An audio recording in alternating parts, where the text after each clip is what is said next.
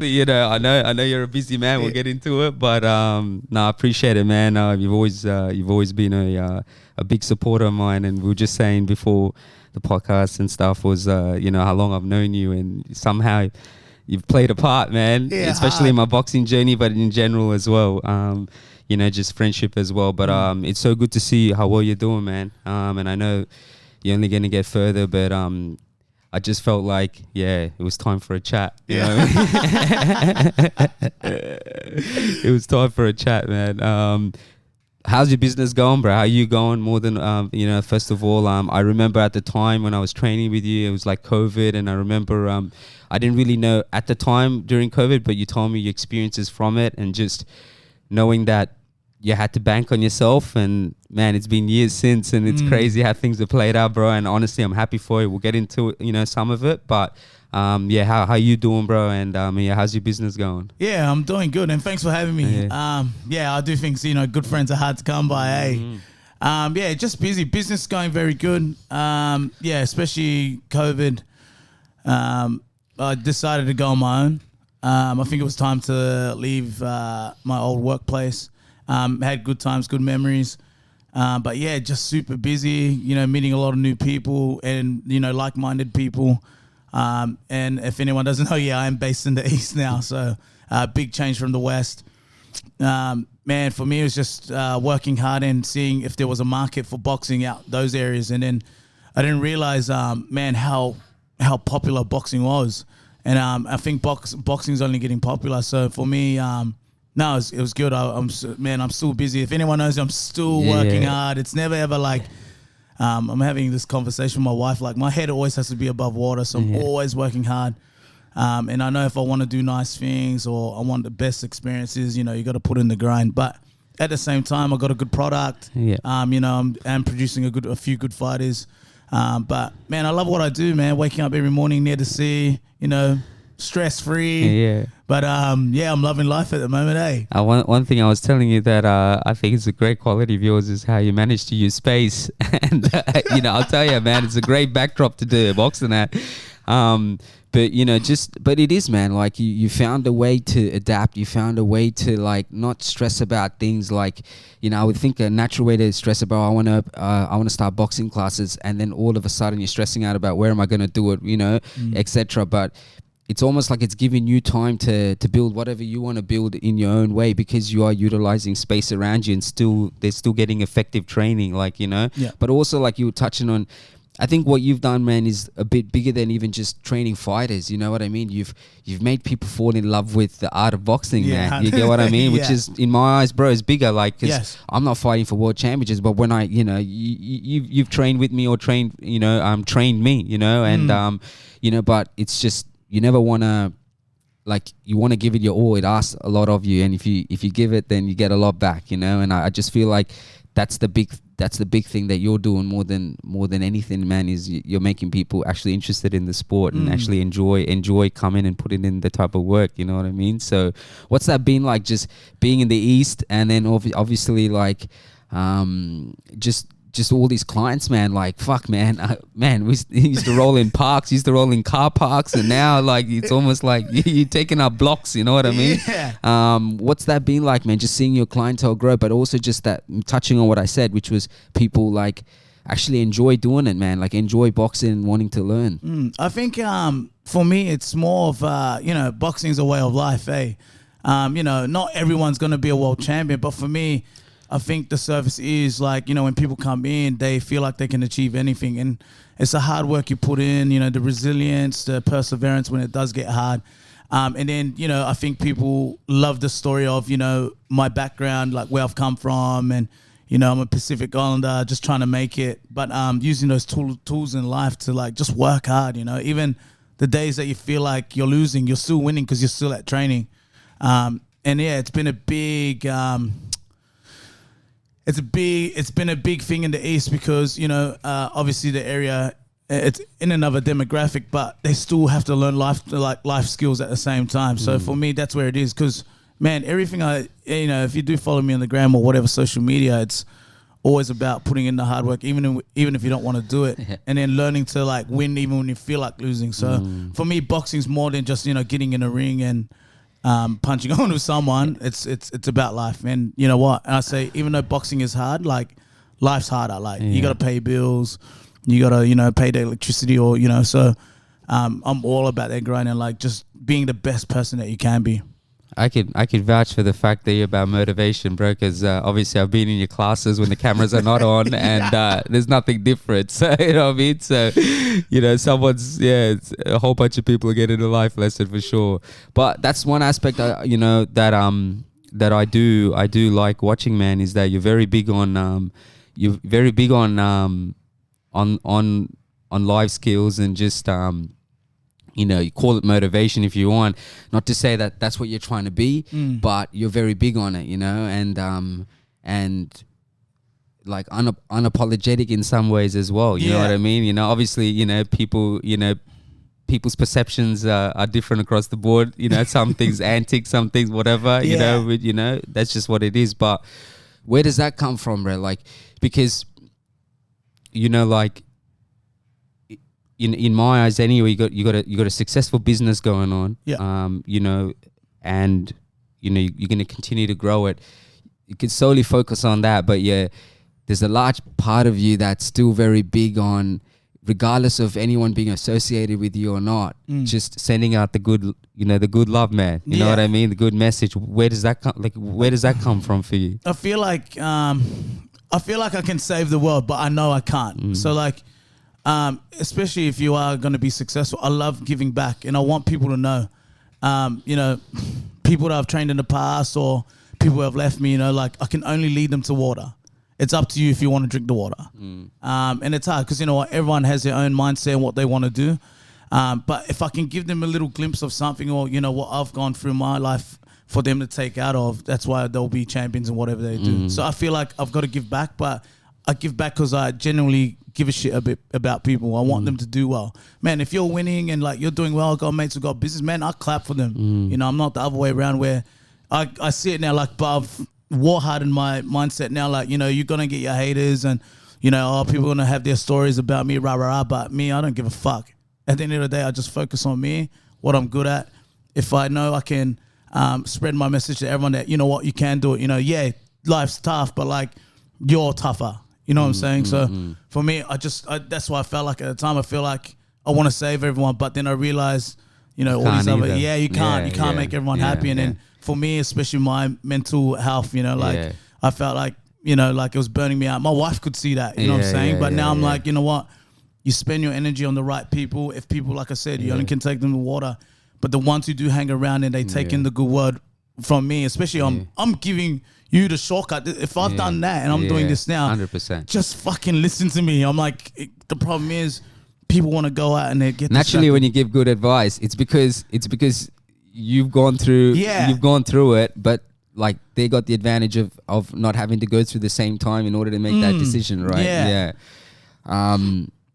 And it's true, man. Like human beings, it's crazy, right? Like one of the hardest things as well is to take, let alone another man, but like another person's word on something, like especially I guess if you're associated with them or you've kind of known them, you're like, oh, like what do they know kind of thing. But same time, like when you see results, when you're doing things and you see results, that's where I feel like the confidence comes from, that you feel like you're on track or you're on the right track, you know what I mean? And it's like, that's literally what the advice you're giving, or your experience is based on the fact that you've seen results. You know what I mean?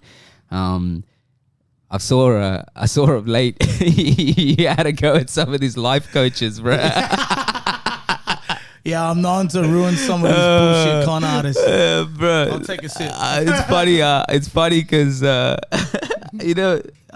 was just chilling, and because my wife follows you as well, and so she goes, "Don't you see Loma's latest photo?" I said, "No." I said, "What is it?" And she's having a go.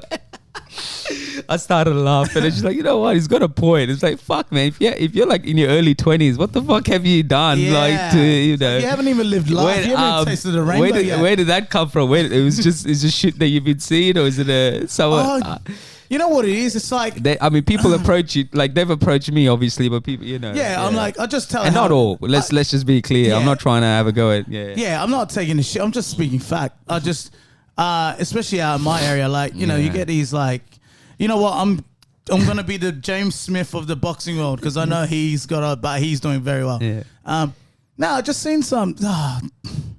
I get clients that come in all the time. You know, they'll see these like beach trainers, rah rah rah. Yeah. You know, each their own. I know how hard it is. You know, you got to start a business. You know, you got to do this. You got to sell yourself. But man, some of the shit they put up, I'm just like, what the fuck? And then these life coaches at like 20 years old, I'm like, bitch, I'm 34 this year and I'm still trying to figure out my life, you know? I'm still learning to put the fucking laundry, you know, in the basket. My wife's telling me off. I'm like, you can't con the people out because you haven't lived your life. And, you know, the longer you live, you do get wiser. Like, you know, your 20s to your 30s, you work hard. I feel like 20s to 24 or 18 to 24, every person thinks they're invincible. And then when they get to 25, you know, they start to figure out, fuck, I got to get shit together because I'm nearly 30. And then these life coaches are just like rock me up the wrong way. But you'll get these like clout chasers. For me, it was never, you know, people going, oh yeah, Loma's all clout. I'm not fucking about clout. For me, it was about having an impact on my community. If people want to listen to me and want to know how to get there, they follow me.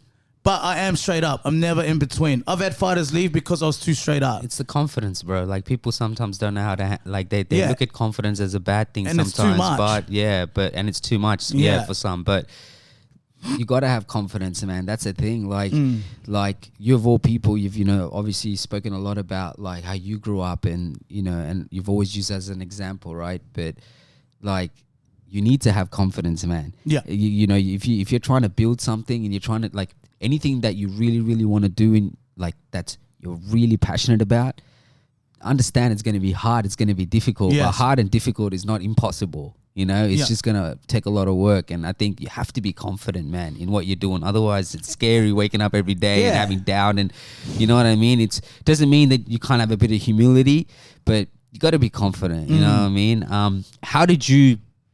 I know you spoke a bit briefly about like just how you're taking a back step, even just like trying to spread the good word. But in terms of just like even social media, right? Having a large presence now, and like how have you like mentally and like being able to handle just that whole pressure of like just even people, people are obviously going to talk shit. It's people you don't even, sometimes a large chunk of them are people you don't even know. So like sometimes I tell people that, right? I'm like, how funny, we live in a world where you get triggered by David 0588 _ whatever. And you're like, you didn't even know who this guy is. You didn't even know if he's real, but he's triggered you, you know what I mean? And it's crazy. Like in that we live, and that's kind of a new hurdle, like especially when you're trying to grow businesses and you're using social media and etc, right? Naturally, right? Because you're networking, etc. But how have you handled it, bro? Like how have you come across like having to kind of deal with social media and deal with people and still be able to be confident in what you're doing? I'm still pretty chill. At the start it did get to me a little bit. It is a big burnout, especially advertising a business and what you're about and about your niche.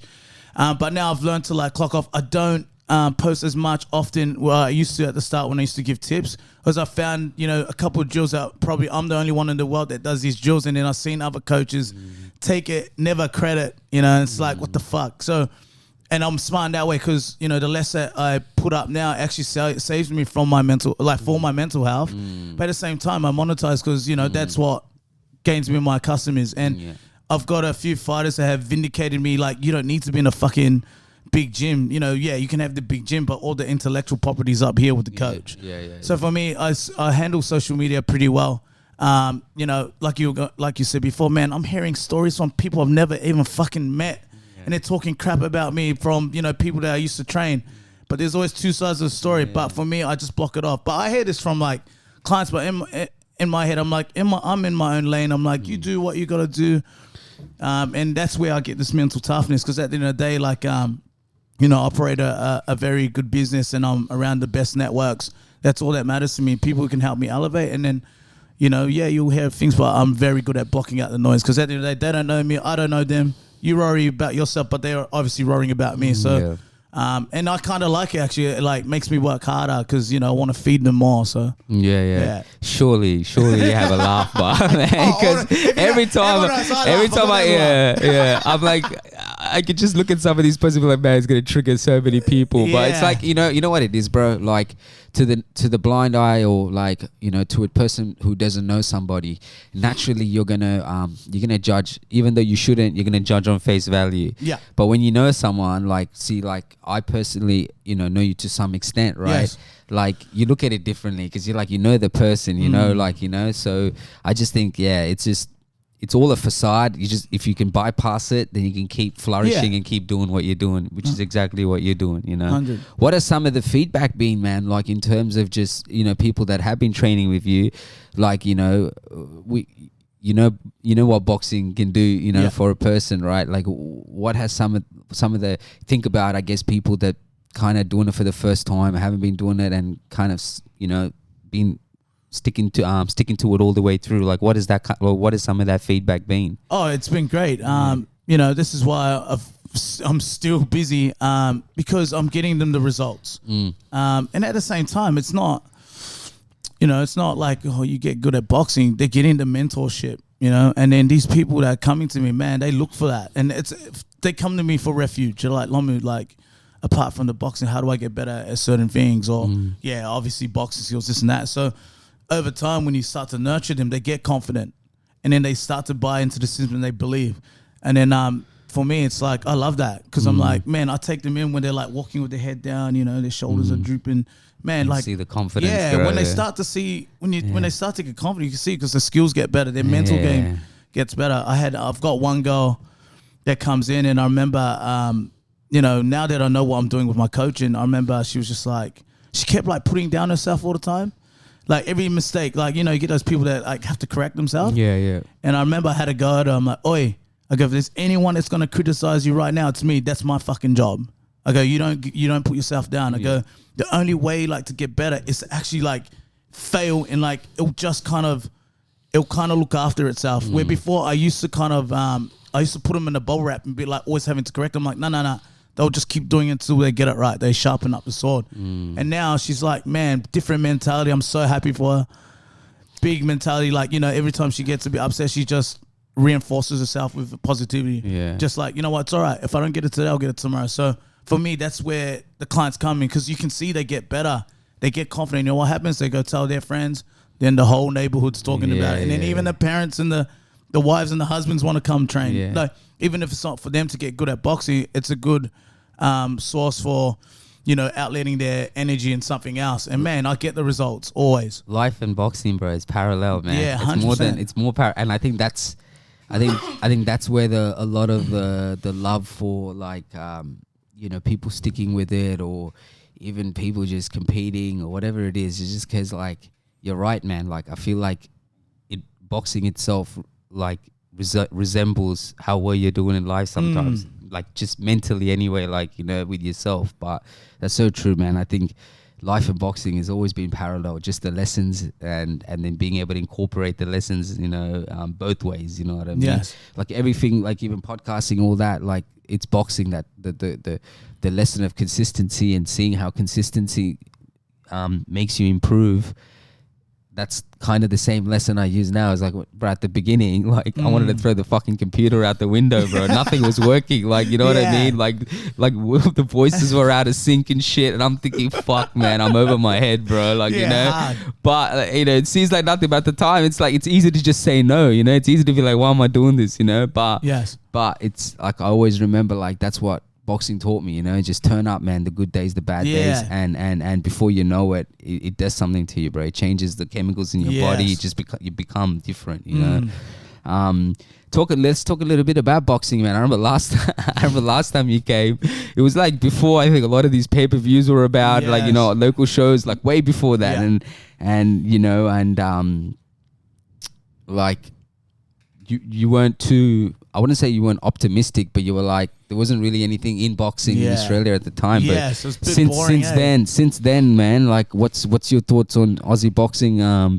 And just like, it's, you know, people keep saying resurgence, but I just think we have eyes, like we have shows that we can have eyes on now, instead of like having to actually go to the show, or like not even knowing that certain shows are on. You know, I feel like now, like we just have access to watch, you know, some of the bigger shows. Yes.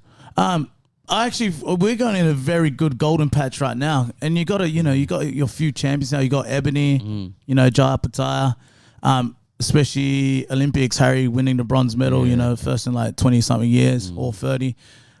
There's a lot of talent, and I feel like because now there's a level which everyone's competing at, at grassroots, there's a lot of fighters coming through that want to get to the heights of boxing, and then you got guys like Eddie Hearn coming in, and he wants to raise a profile. That was big, bro. Yeah. And it was massive. So him coming on board and having a look at the talent here, we're actually going through a very golden patch of good boxers coming through, and I feel like there's a few coaches who are actually performing very well, so the standard's always high.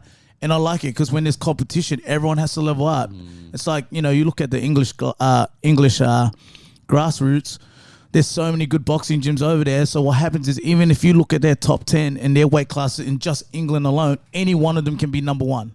So they have to clean out their whole backyard before they challenge, for when they go to America. And that's why the level's so good. So here you do get you are getting a few good fights coming through. Enough. I think it's healthy competition, and there's more people looking at the sport, and then you got guys like Harry who are making their name, and obviously Paulo.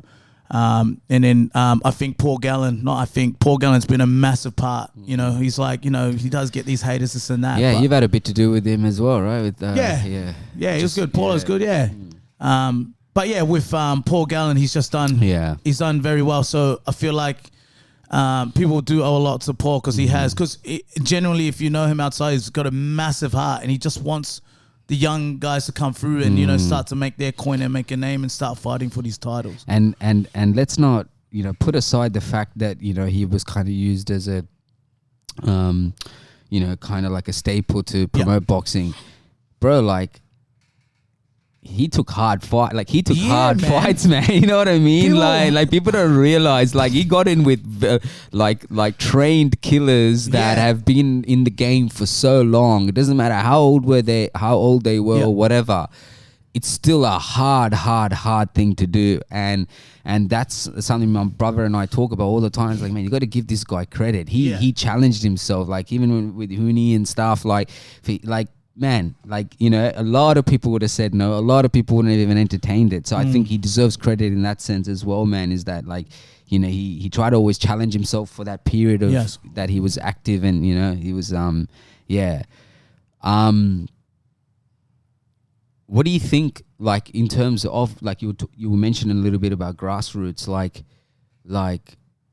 the one key thing that you said was the competition, man. I think, it needs to be seen as like a healthy competition in order for the, like, yes, you got to think about your gym and your fighters and etc. But I think if you're a true boxing like connoisseur, like a person that loves it, you're thinking about the bigger picture as well, right? Like and so now you were saying, like, with Australia, with some of these boxers now starting to get recognition. I mean, even Stevie Sparks, in America and stuff, and.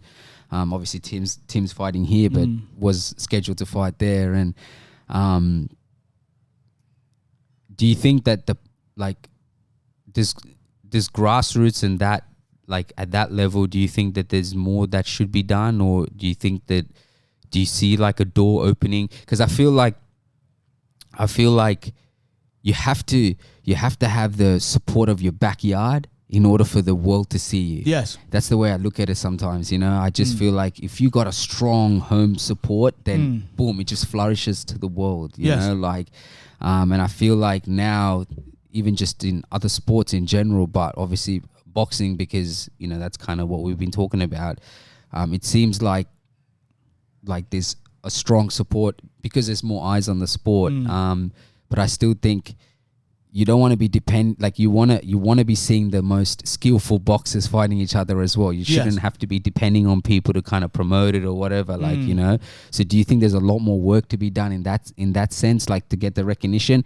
Like, you would know more than most, bro, like say America and even like say the Europe, by the time the amateurs turn pro, there's a sense of like understanding who they are and there's support behind them, because there's a strong grassroots level where people are eyeing,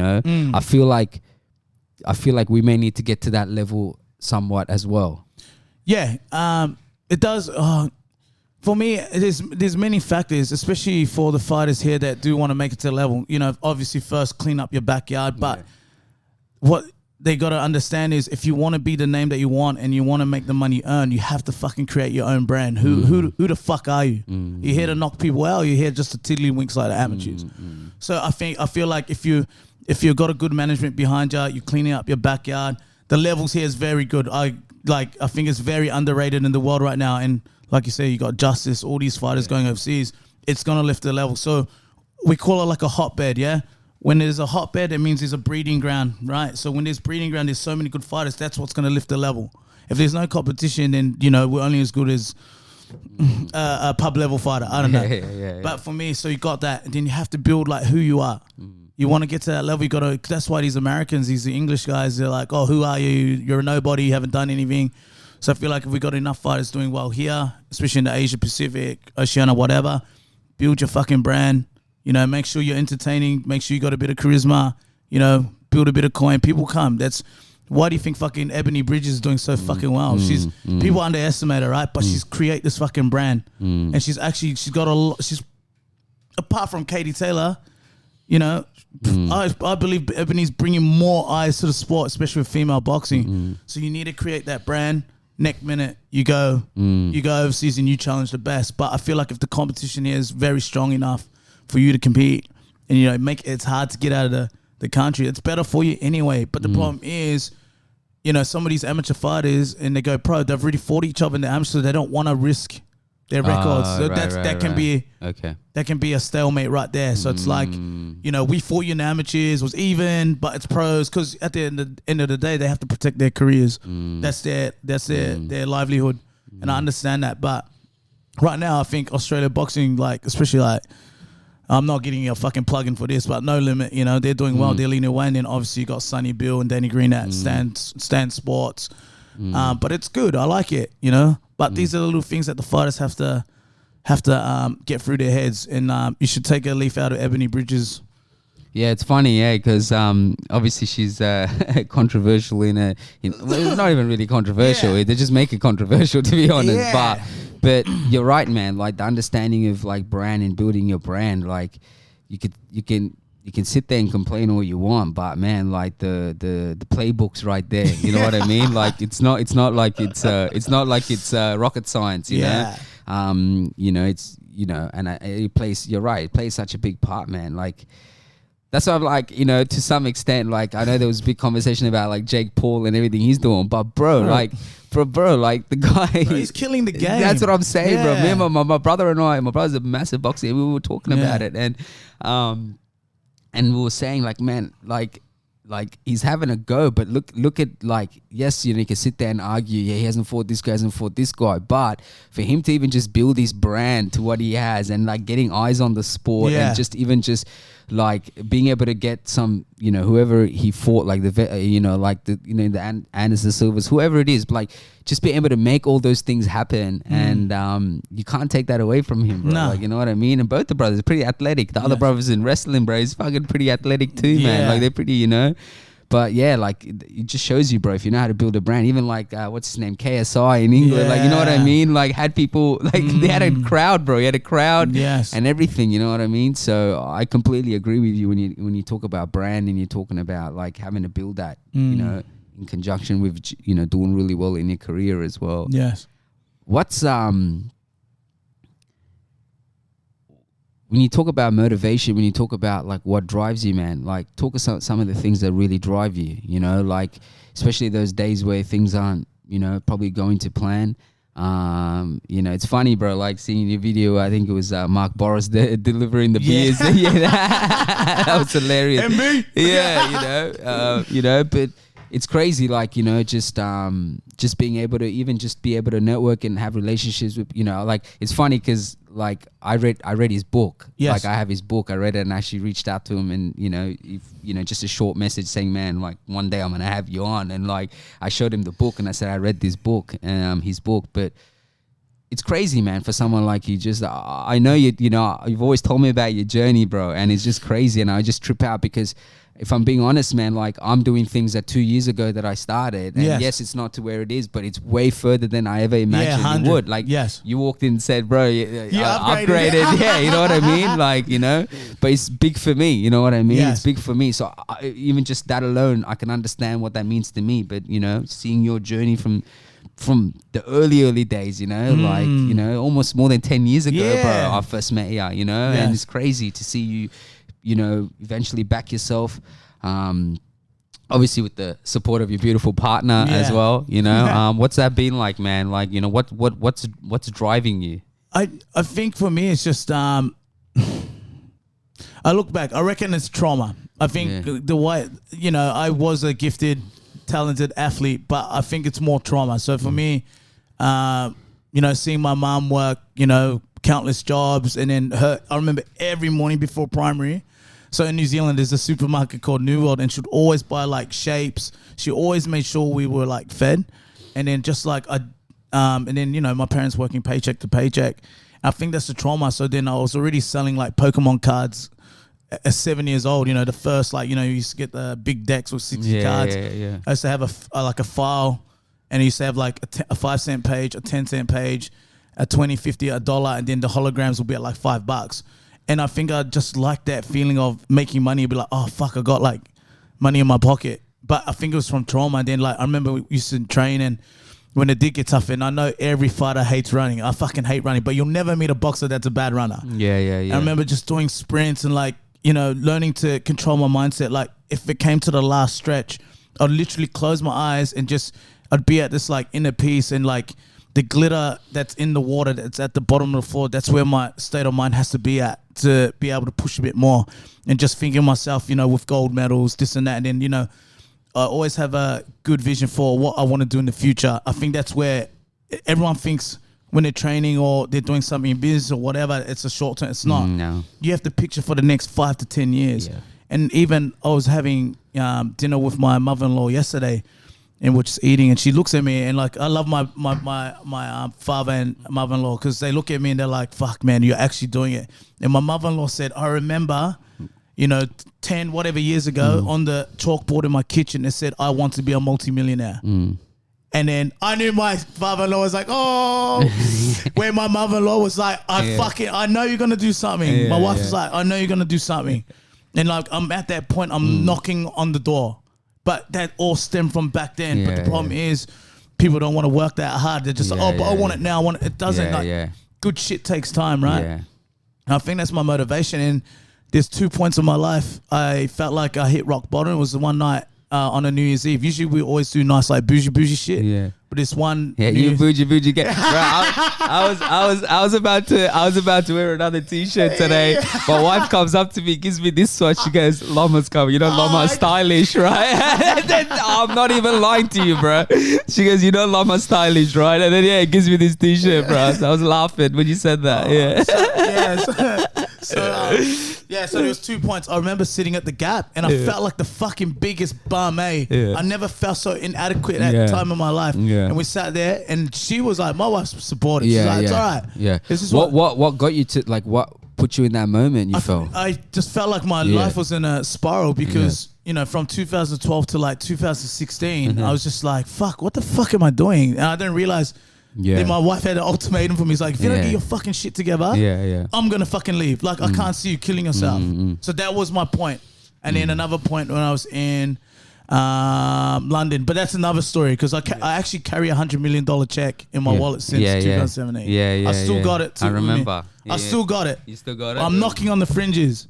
But that's my motivation. And I feel like, you know, if you're going to be a man, you have to fucking provide, because there's a lot of guys out there that don't want to fucking work hard, but they want to hate, they want to complain they're not doing this and that. Well, fucking work. Like, you got the same time and day like everyone else. You know, someone just works a bit harder. You know what I'm saying? I'm wearing this top, and on the back it says, some start, some finish. Fucking 100%. People, some start, some may not finish. It gets a bit hard, so, you know, they get through a bit of adversity, you know, and that little strip of adversity is a point you have to fight to get to the other good side. Once you break that, you're fucking there. You're laughing, and then your mentality changes, and you're like, fuck, it wasn't actually that bad, but I enjoyed the journey and the grind because it makes it that much sweeter. That growth that you get from that, like that's why I say sometimes, like even when I know like you can vision what it's gonna be like down the track, right? And it's visualization's one thing, but you got to still put in the work. But you should never forget that. You should never forget what you're trying to like.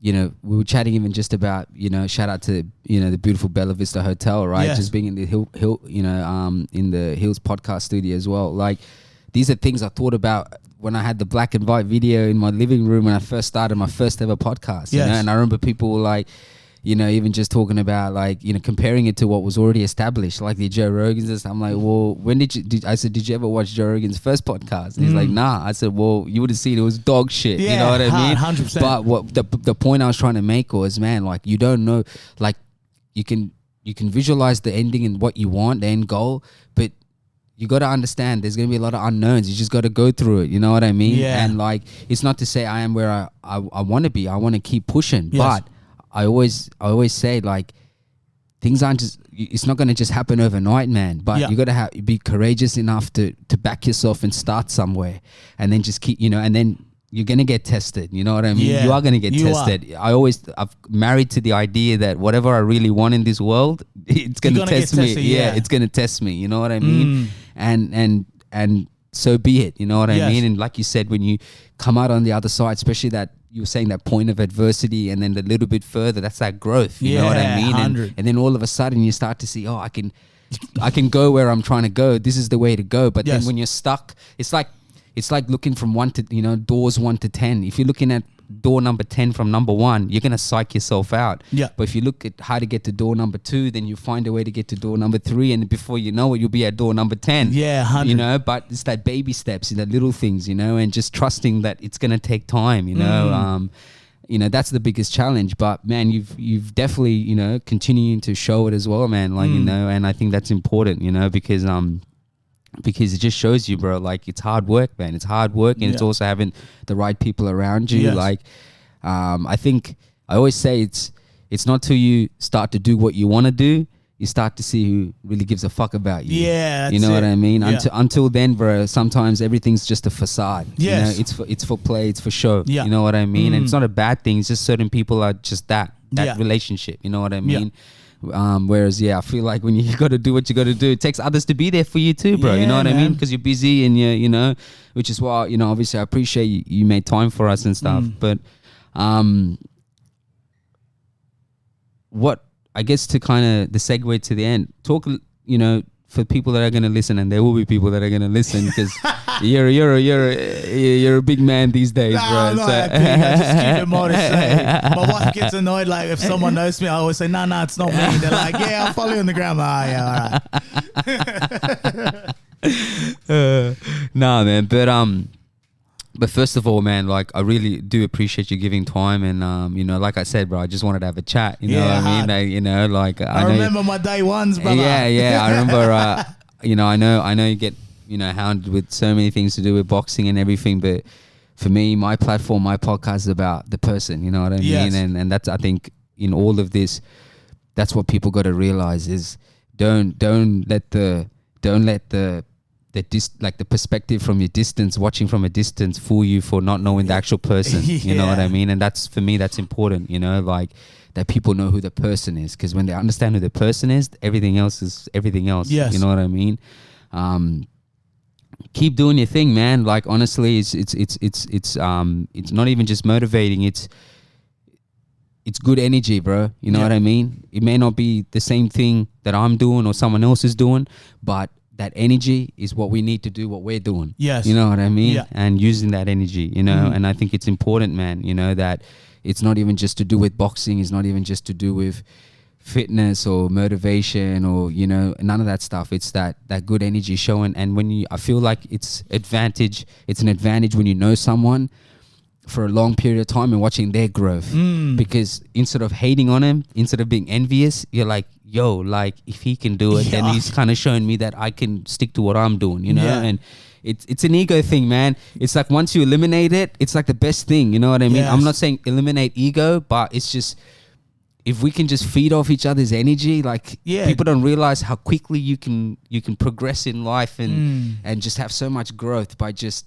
helping each other out. You know what I mean? And it doesn't have to be always monetary or whatever. You know, it's just But what's first of all, what's the message to the haters, and what's the message to just people in general, man? Just like if you had to explain everything up to this point, and I'm sure we'll have many chats in the future, but to this point, which is a lot, man. Yes. Which is you've gone through a lot, you've built a lot. Like I always say, like just the way you've even just brought eyes to the sport. Yes. And in the manner that you've done it, man, you've, like I said, it didn't matter what location in the fucking world, bro. You found a way to show your passion for boxing, bro. Yeah. You know what I mean? Yes.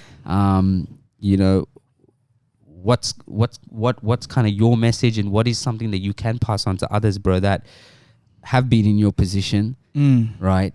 And probably have this grand idea and losing sleep over it, but it's the difference between do I back myself or not? Yeah.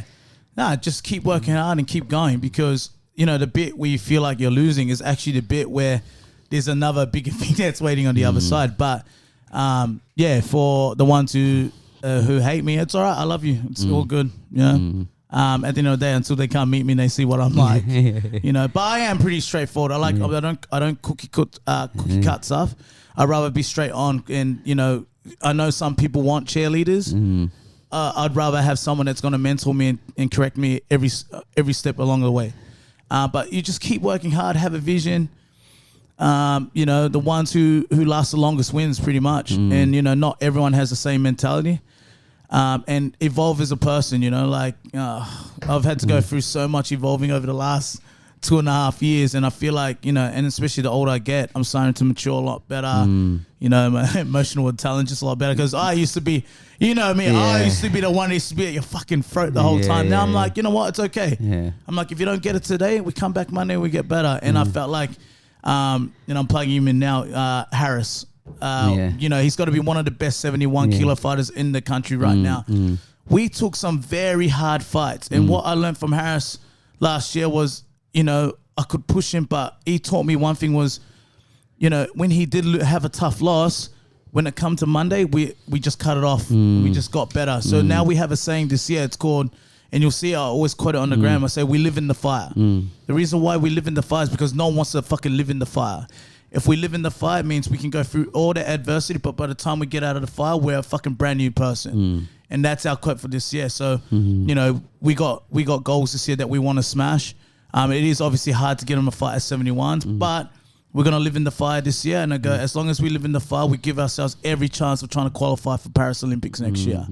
But for me, just keep working hard, have a vision, be around the right people. Don't be around vampires that are going to suck your energy. When you start to do well, you'll see the ones that will come out, then they'll start talking shit about you. So this year, and then another one of my goals is just focus on myself, my business. If you don't match my frequencies, or you're not helping me elevate, or you're below that kind of energy, I don't want to know about you. My time and focus is 100% on me this year and moving forward. And that's why I continue to being successful, because I don't care what everyone else is doing. They're the ones, they're waiting for me to make my fucking next move before they fucking try and emulate. So, I'm always trying to stay ahead of the game, but I think these days, because I'm trying to cut up the social media as much as I can, especially for my mental health, there's too many of these fucking cloud chase. Cloud chasing, I did post this the other day, like cloud chasing doesn't fucking pay the bills. Like at the end of the day, your product and what you are as a person is what's going to make you. So for me, I've ignored all these other people, because at the end of the day, they're not in my fucking lane. I'm in my own fucking lane. So right now, and that's why I'm a strong presence, and whether you like me or not, I'm at the top. So see ya. But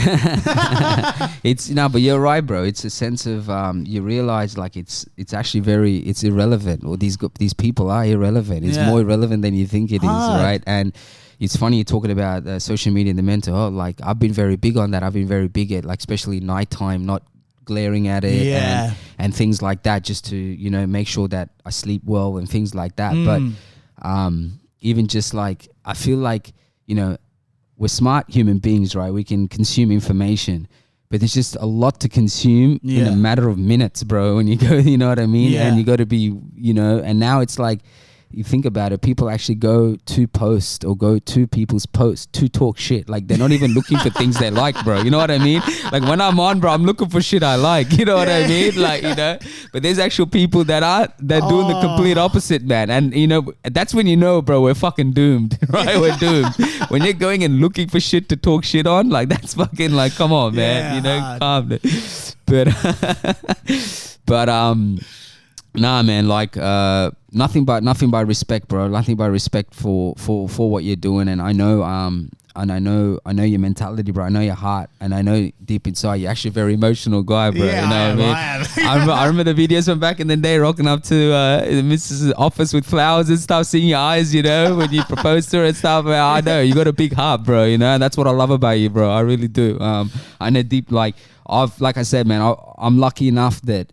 Regardless of whatever, I got to mingle with you outside of just, you know, like, I just got to be around, you know what I mean? And even before, like, Moala Boxing, and, you know, when you just come to boxing classes on a Monday night, you know what I mean? On a one night a week, bro. You know what I mean? Like, you know, I got to mingle from you from back then. I still remember when I had my first kickboxing fight, and you messaged me good luck, and, you know, hit me up after as well, because you were keeping an eye on it. You know what I mean? So, no, I appreciate everything you're doing, bro. Keep the good energy, and, you know, it's, you know, I know you got to deal with the haters and whatever, but it's entertainment for me, bro, when I watch it. So I'll be honest, I ain't gonna lie about it. It gives me the entertainment for, you know, when I'm just doing my own thing, you know what I mean? But no, I appreciate you, bro. I appreciate you giving me your time, man. And I you know, I'm honest when I say this, bro. I wish you nothing but the best. You're gonna fucking kill it, Loma. And you keep growing, bro. You keep doing you, man. And keep feeding that good energy, brother. Yeah, baby.